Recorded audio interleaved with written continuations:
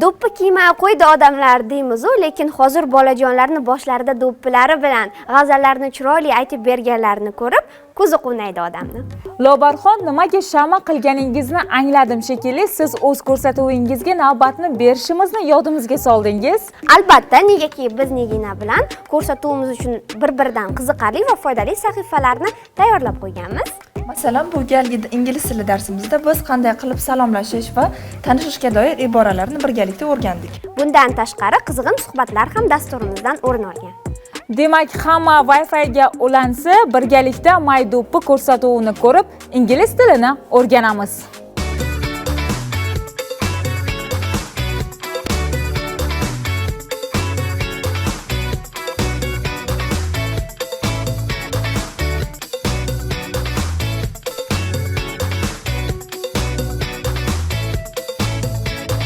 Again, new week, new emotions, new location. With you, Nigina Muzaffarova, in one of the best episodes of My Do'ppi.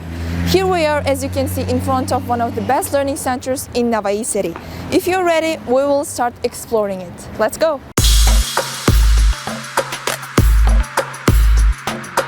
Here we are at the entrance of this place. Let's go inside.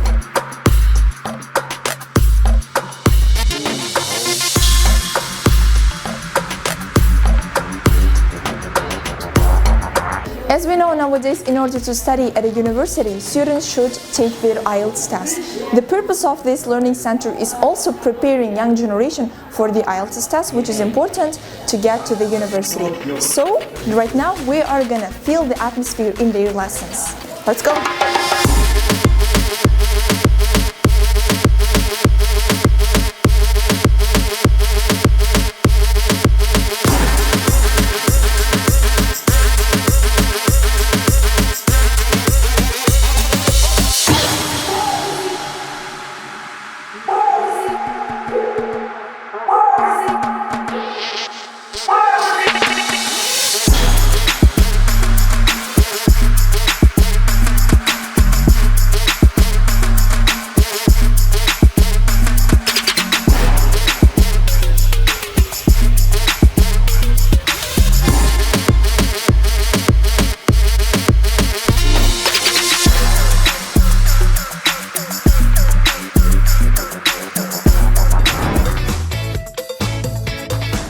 So here is our special guest, Madina Muzaffarova. Assalamu alaikum. Can you introduce yourself a bit, please? Okay, so my name is Madina Muzaffarova and I'm 24 years old and I've been studying at Webster University for master's degree. And I've been working here as an IELTS instructor ever since this education center is open.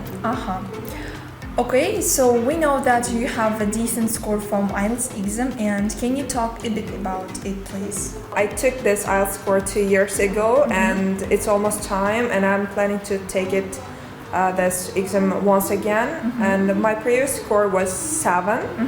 It's 7.5 from speaking, 7.5 from listening and 7 from writing, and my weakest point was reading, that was 6.5. Okay, so you consider reading as the hardest part of the IELTS exam, right?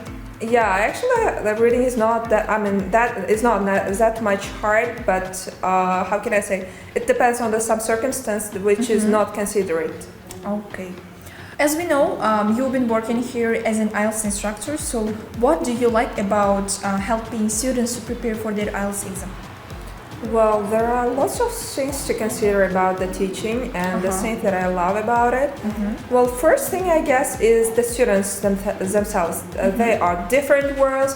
You can see the different nature of human, like they can teach you even sometimes unconsciously. Also, it's unconsciously they will teach you some different stuff from the different sphere of the life, like technology, health, biology, and different things. And I love the interaction with them. Like I'm helping them and they're helping back to me. And this is the harmony between the student and the teacher. Okay. As we can see, your English is perfect and you can speak fluently in it. So what do you think? Is English helping you in your life? Is there importance of English in your life? Well, actually, yes. My whole life is related to the English, as you see, and I don't actually. There is some correction here. I don't consider myself as a fluent native kind of speaker, but I've been working on myself, on my pronunciation skills and speaking skills, and I think English is really of great importance nowadays because you can see the English everywhere, totally everywhere, like in the medicine and the education and the technology, and it's a demand of the whole world to be able to communicate in English. That's why I see the need for the communication in English, and I'm trying to be part of it. Okay, let's talk a bit about the education center itself. Currently, how many students are studying here?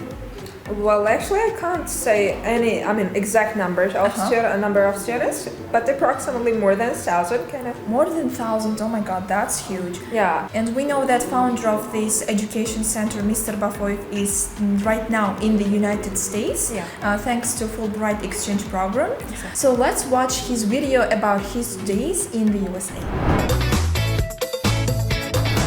Assalomu alaykum qadrli o'quvchilar. Hozirda biz AQShdamiz, Boston shahrida. You can see the New England wind here. It's ocean wind that's coming from, I don't know, the high tides. So, bu yerda biz sizlarga ingliz tilini yanada yaxshiroq o'qitish uchun malaka oshirishga kelganmiz Fulbright dasturi bilan. So, that means I'm hoping to come back with a lot of things for you guys. Wait for us.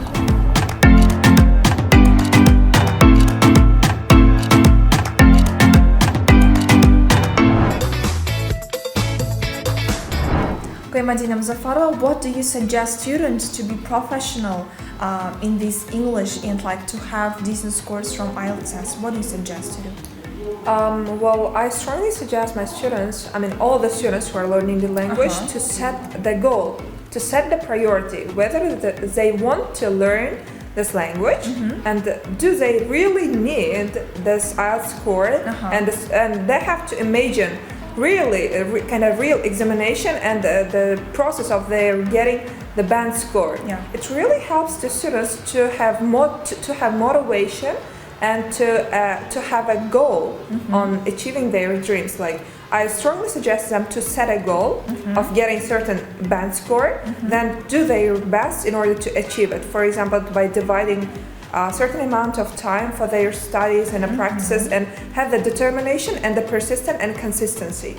Okay, that is like crucial part of the preparation process. And plus, they have to love the language, which is important, by the way. Exactly, they have to love the language, and they have to love the thing, not only the language, but they have to love everything that they are doing. Because there is no way to happiness. The way itself is happiness. So please do not consider IELTS as something hard or challenging. Consider it as a journey that can lead you to your desired point. I think students need to learn something else. Additional to language. For example, they may learn English plus maths, English plus biology, English plus something else in order to meet the demand of the developed world. Like today, most of the developed countries demand the learners to have basic level of language, they have to be able to communicate with the native speakers, and also they ask the students to have at least the ability of dealing with computers. So learn something additional to English in order to just go to your desired point.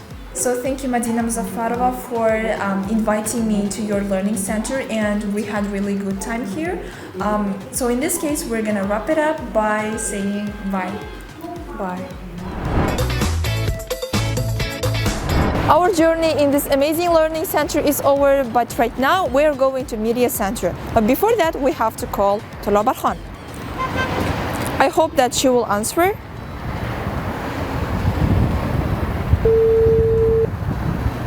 Okay. Tolobar Khan, hi, how are you? Salom Nigina. Are you at the media center? Albatta, yoshlar markazidaman. Okay, I will be there in 10 minutes. Yaxshi kel. Bye, see you. Let's go. Nigina 10 daqiqada yetib kelar ekan. Ungacha esa biz studiyamizga mehmon taklif etganmiz. Ko'rsatuvimizni esa suhbat bilan davom ettiramiz. Assalomu alaykum Faxriyor, studiyamizga xush kelibsiz. Assalomu alaykum.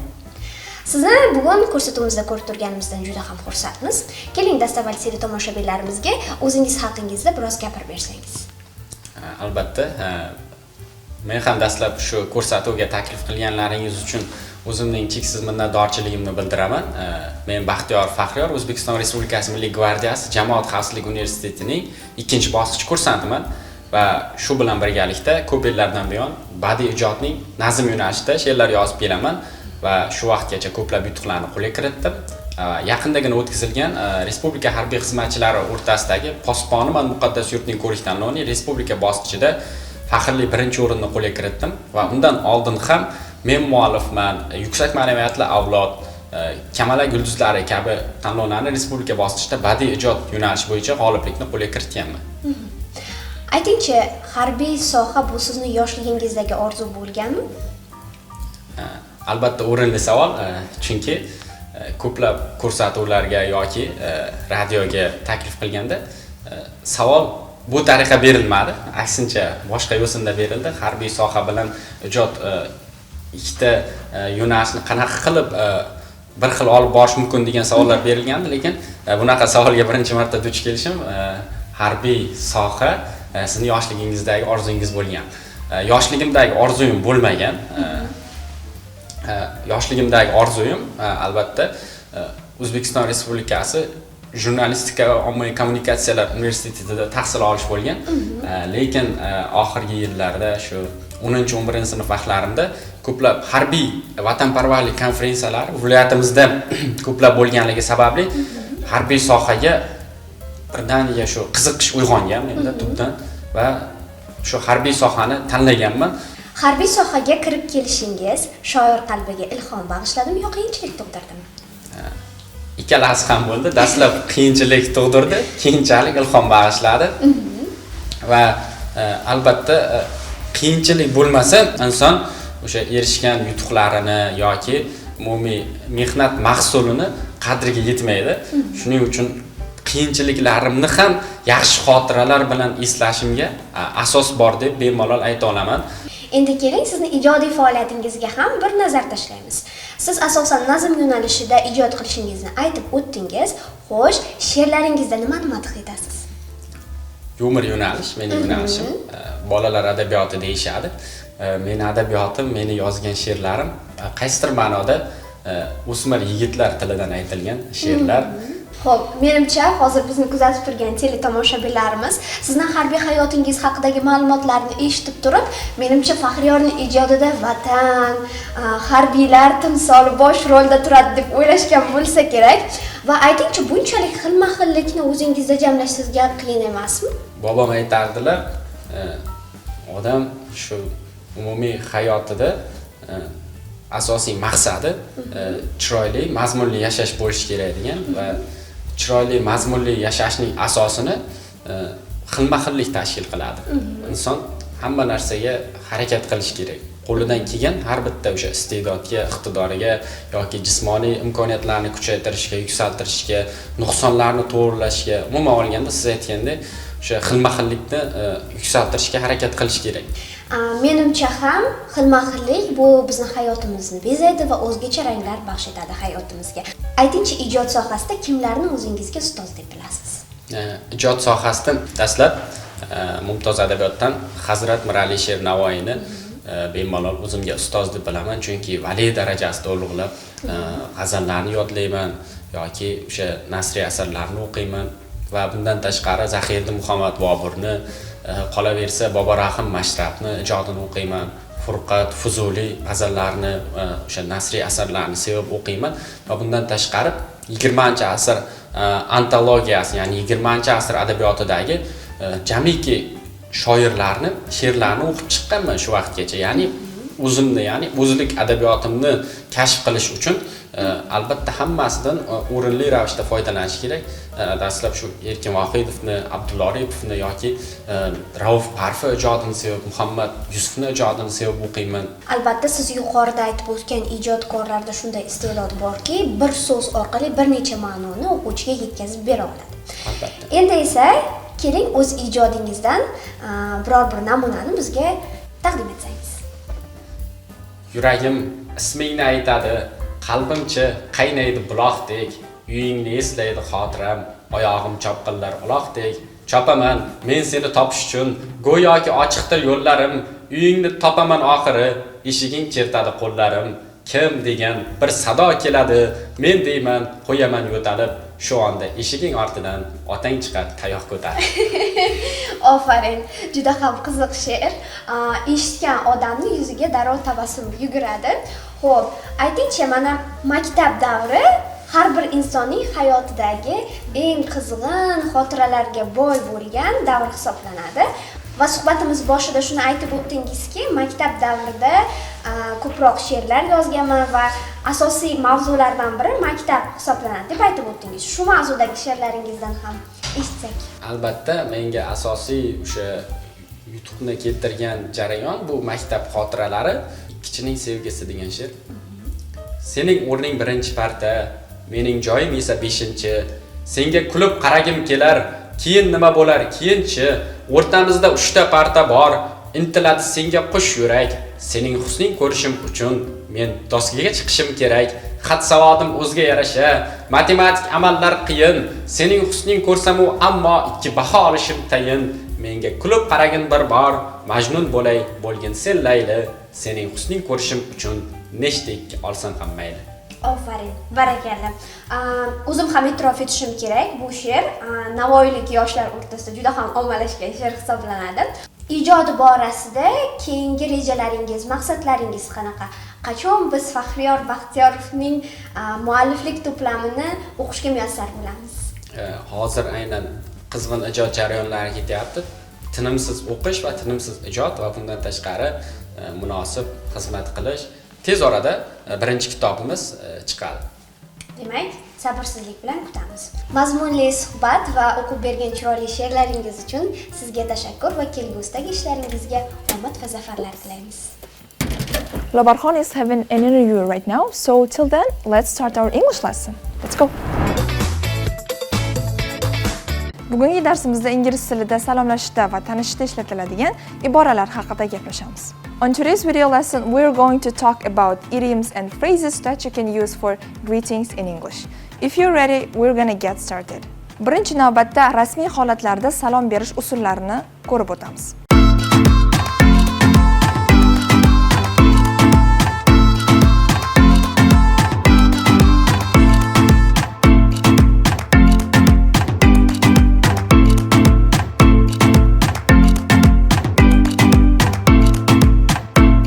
Ko'rib turganingizdek, mana bu yerda salomlashish usullari, bulardan eng oddiylaridan biri hello and hi.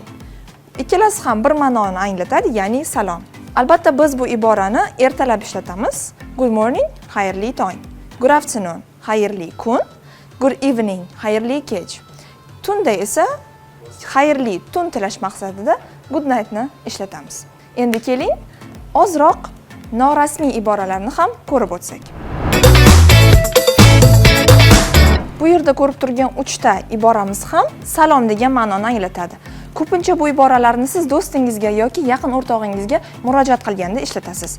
Va shuni alohida ta'kidlab o'tishim kerakki, bu so'zlarni ishlatganda intonatsiyaga ham e'tibor bering. Masalan, hey deb emas, balki hey deb gapirganingizdagi talaffuz va intonatsiya juda ham muhim rolni o'ynaydi. As you can see here, we have 3 informal ways of saying hello. So when you use them, please pay attention to your intonation, because that's very important.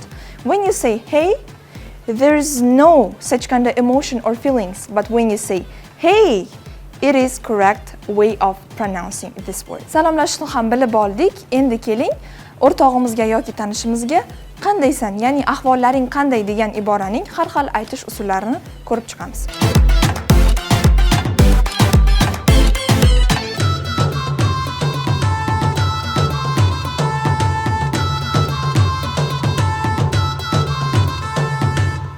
So here we have different ways of saying how are you in English.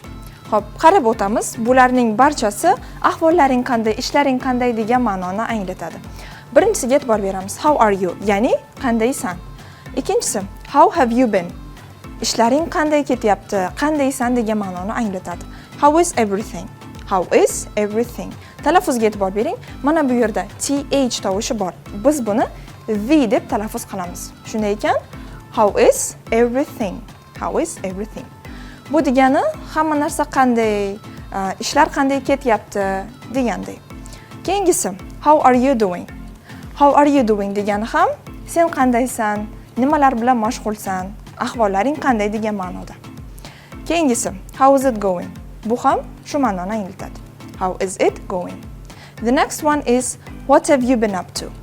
What have you been up to? Talaffuzga e'tibor beramiz. Bu yerda biz mana bu have so'zini ozroq qisqartirgan holda, ya'ni what have you been up to? What have you been up to deb talaffuz qildik. Va oxirgisi, the last but not the least phrase is what's up. What's up degani qanday ma'noda ishlatiladi va bularni siz har kungi ingliz tilida ishlatishingiz mumkin. Hop, biz qanday qilib salomlashishni, ahvoling qanday deyishni o'rgandik. Endi navbat esa men yaxshiman, ishlarim yaxshi deyishni o'rganishga. So we learned a lot about saying hello and asking about that person's situation. And right now we're gonna learn how to answer to these questions.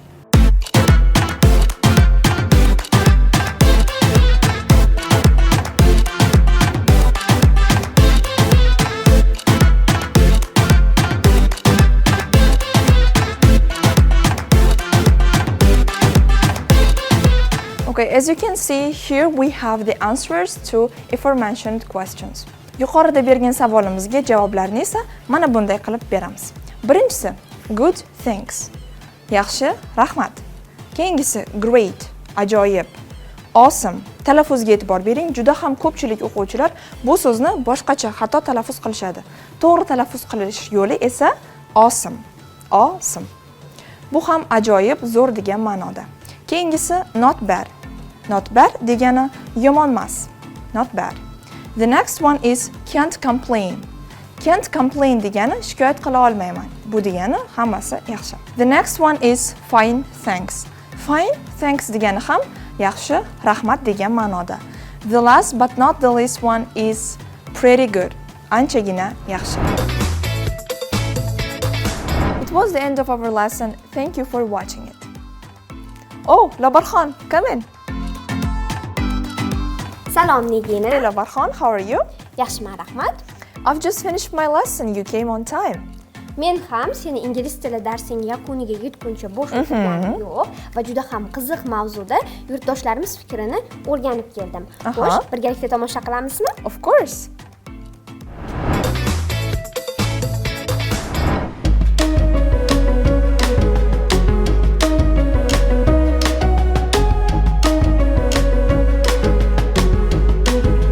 Yaxshimisiz aka? Yaxshimisiz. Aytingchi, agar sizga Amerikaga ketish uchun imkoniyat paydo bo'lsa va unga tayyorgarlik ko'rish uchun bir oy vaqtingiz bo'lsa, ishni nimadan boshlardingiz? Men Amerikaga bormasdim. Nima qilaman, O'zbekistonni tashlab ketdim. Albatta foydalanamiz. Tasavvur qiling, Amerikaga ketish uchun bir oy vaqt tayyorgarlik ko'rish uchun berildi. Ishni nimadan boshlardingiz? Buni ham bilmadim endi. Shu narsalarni yig'ib, qarz olib odamlardan pul yig'ib biletga. Mal biletga pulimiz yo'q-ku Amerikaga baribir. Amerikaga borgandan keyin qaysi faoliyat turi bilan shug'ullanardingiz? Furay deydim. Avtomashina haydovchilik bilan shug'ullanaydim. 200 she'ri bilaydik. O'zga yurtga shoh bo'lguncha o'z yurting gado bo'l deyishgan. Nima sababdan men orada boraman Amerikaga? Yashashga? Yashashga? Mana shu O'zbekistonim yaxshi mana. Yo, O'zbekiston yaxshi-da. O'zim o'rgangan, tug'ilgan joyim. Vatanim o'zimniki. Birinchi o'rinda ota-onamni rozi bo'laman. Hozir o'zim abituriyentman, keyin ingliz tilini o'rganmoqchiman. Omad, salomat bo'ling.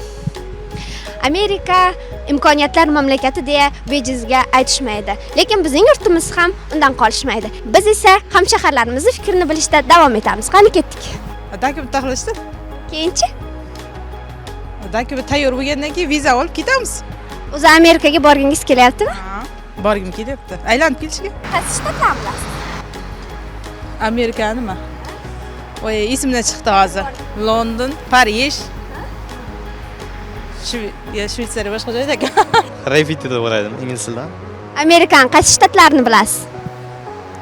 Washington, Chicago, keyin Los Angeles. Amerikada nima bilan shug'ullanardingiz keyin? Dasturchilik bo'yicha. Ishni menimcha til o'rganishdan boshlaymiz. Otamdan so'raymanki, o'zimga kerak narsalarni yig'ishtiraman. It was cool interview, by the way. Rahmatligina, ammo ko'rsatuvimizni yakunlashimizga ham sanoqli soniyalarimiz qolibdi. Since our time is limited, unfortunately, we have to end our program. Ammo keyingi ko'rsatuvlarimizda bundan ham qiziqarli lavhalarni ko'rishga tayyor turing. Unutmang, Bosh omon bo'lsa, do'p topiladi.